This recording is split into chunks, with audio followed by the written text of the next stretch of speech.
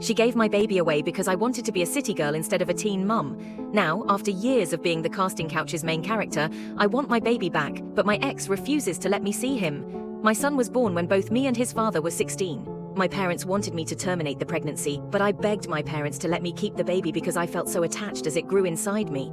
The father said he'd step up if I decided to keep it. I was glad that I still had his support, no matter what. My parents let me keep it, but wouldn't let my baby's father move in, so we got our own apartment and started school at the local university.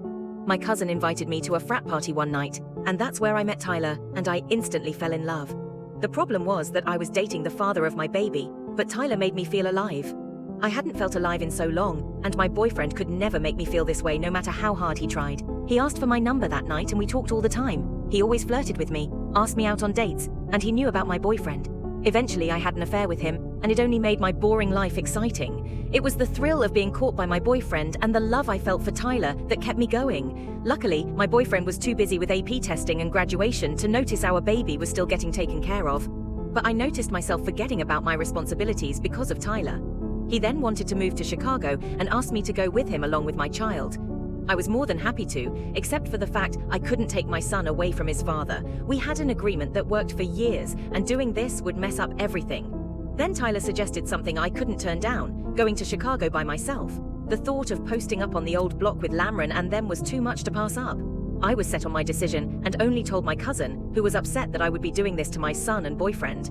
I made her promise not to tell anyone, though it seemed like for once I could do something I wanted to do that didn't revolve around dirty daggers and breastfeeding. It was my one chance of freedom and I had to take it. So I texted my boyfriend that I was too young to be a mother, that I was in love with someone else, and asked that he not contact me anymore. I didn't even let him reply before I blocked him on everything. From that moment, I was going to live a brand new life with Tyler. I had to tell my parents what I was doing because they would ask questions eventually, and they also didn't support my plans. But I was doing this for me, and that's all that mattered. Nothing they could say would stop me. I enrolled in a college when I got to Chicago, and the first 2 years were a massive blur. I thought I would be free, but I was so depressed. If it wasn't for the spent partying and drinking, I wouldn't have made it. During this time, a man appeared at my door with papers for me to sign, and me being too wasted, I didn't even bother reading it. I honestly didn't care about anything during this time, and my mental health suffered so bad. This was worse than raising a kid at 16 years old. Luckily, Tyler stood by me through my darkest times and promised me he would always be around to help me. I was still so in love with this man, and we got married a year after I graduated. I got out of that depressing period of my life and got a job as a high school art teacher. I'm actually happy now and don't need to drink every day to cope with my life. And thank God too, because I got pregnant with Tyler's baby. After a long talk, we decided it was time to get my son to come